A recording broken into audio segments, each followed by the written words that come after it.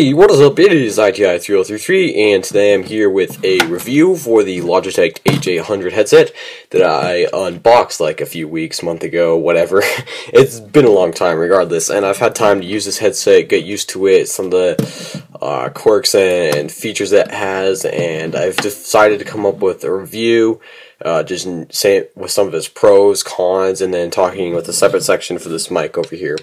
Before we get this review, I'd like to thank Anthony Smith, Logitech, and Freedom for this sponsorship sort of deal that I had, and I really enjoyed this headset overall, and this is going to be a mostly positive review.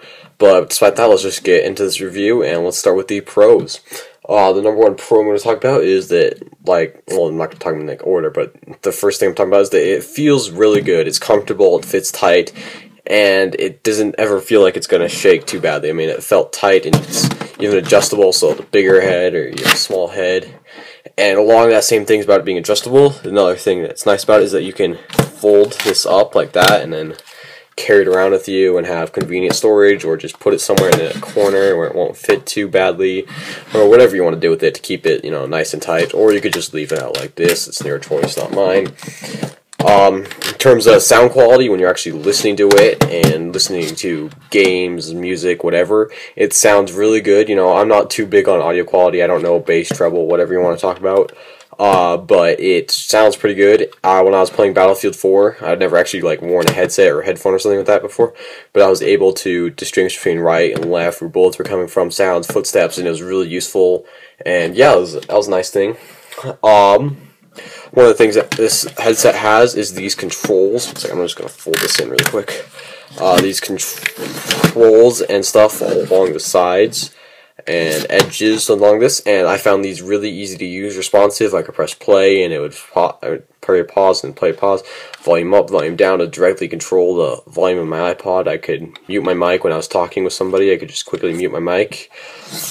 These controls right here, this is actually turning it on, and the Bluetooth and USB, and I've found one of the really nice things about this is you can just, because it's paired with my iPod already, you could just switch it to Bluetooth, no having to pair, it's already on, switch it to USB, whatever my USB thing's plugged into time, be it PS4 computer, it's already on, plugged in, whatever, already connected. Here's the next and previous buttons. These worked pretty well, and here's the charging port. And speaking of the charging port, this thing is a pretty good battery. I'm not too big on battery. I don't ever go for really long sessions, but I felt like I could go 1, 2, 3, whatever short sessions or extended sessions without having to charge it. I never actually ran into low battery except for once when I didn't charge it for 8 sessions. And one of the nice things is this thing, going along with the battery life, you can flip this open and you can access the battery. That's this square thing right here. It comes out with a little bit of moving. And in the same compartment, you can keep the USB transmitter that allows you to connect to USB, and I found that a really convenient place because I felt like I would lose this without. I felt like, I'm me, I'd probably lose it and whatnot without this, but it was easy enough to remember, hey look, when you're done with this, just put it in here. And yeah, those are some of the nice things about it. Another great thing, as well, I'm talking about the charging port and battery, is that it is charged by micro USB, and that is pretty sweet, because I'm sure if you have technology around, a phone, computer, PlayStation controller, it all charges by micro USB these days. It's one of the most common things, and so you're never going to run out of cables for this. You can buy them, they're pretty cheap, so that was a nice feature. So I think that's all I had to mention here about the pros. It's pretty good in almost all areas. I'm going to go on to some of the cons. I feel like let's go on to those. The first thing I want to mention is that it feels kind of like poorish build quality. You can pick it up from one ear thing or the other, and the other will droop down. It's all kind of flimsy. Another thing is, I dropped this headset from you can see the problem happening now. I dropped this headset from elbow level on the carpet, and it wasn't that hard to drop. And this thing starts to lose this mic thing loses all resistance to the thing. It just swings down. When I pick it up, and I just falls straight down. So yeah, I just dropped it once, and that happened. This does not have almost any noise cancelling ability whatsoever. You put it on, and because these just settle onto your ear instead of going around it or into it, they just go on it, so there's nothing stopping to cancel the noise. So this has no noise cancelling ability. At the same time, audio also kind of bleeds out to other people so they can hear what you're listening to. In terms of these controls over here, when you already have it on your ears and you need to just turn it on from off position, it's kind of like, it's small, so there's like kind of hard to tell, oh crap, did I push this too far and already go all into USB when I just wanted to go halfway in between to this Bluetooth. And so yes, that was one problem I noticed with this, was that it was kind of, oh my gosh, please don't be going for Bluetooth, okay, because that'd be bad. But yeah, I found this part kind of hard to differentiate between. Let's see if I can get this to focus. Come on. Yeah, so it's kind of a small space that's hard to, when it's already on your ear and it's off, to switch it into Bluetooth when you accidentally go into micro. The buttons sometimes on these controls too seem to be a little bit unresponsive. You don't, sometimes if you press here instead of all the way over here, it will play, or if you press like here and you can't tell what's going on, it still presses, but you have like, oh crap. So it's nice that they have these little things, but it can become disoriented sometimes. I wish, you know, maybe they made this in the shape of triangle, this in the plus and minus, and this in the dot, just so it'd be kind of easier. It maybe made the button ranges a little bit bigger, but oh well, still works. I got used to it eventually.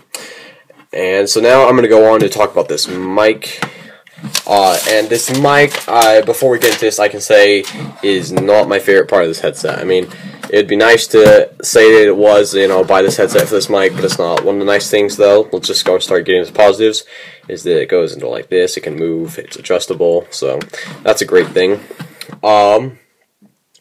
So one of the things that this mic says to be when on the box is it says to be noise canceling, and I think it does that, but it's, in doing that, it adds more background buzz and static than there needs to be, and it just kind of, it ends up not sounding all that great. So in terms of like, if you're talking to someone on like Skype or a phone call, or talking to someone on Party Chat, or talking to someone on VoIP, whatever, just anything online, this will do you well. I mean, they won't really notice it, and then at the same time you can hit the mute mic button and then just go between. It's kind of like a PTT button.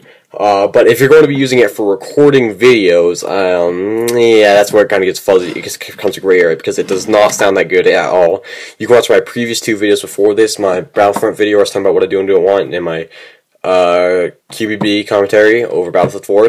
But I was using this headset and this mic to record those, and I don't think it sounded all that great at all. Like, at some points the game volume, even though I turned the game volume down and the audio volume of this up, sometimes the game volume still drowns out what I'm saying in here because it's quiet and it blurs my words. So yeah.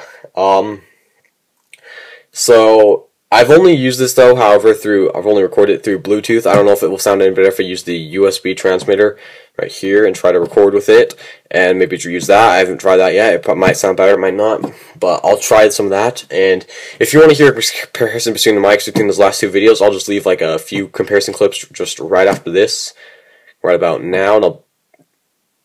And now on to my recommendation for this headset. So overall, if you're going to be using this headset for gaming, checking online, talking with people, maybe using phone calls, whatever, I can recommend this headset. I mean, it's pretty good for that. You can talk quietly and quickly, and there's no need to sound like super clear or anything. You can hear great, and all sounds come out clear, and it's fine.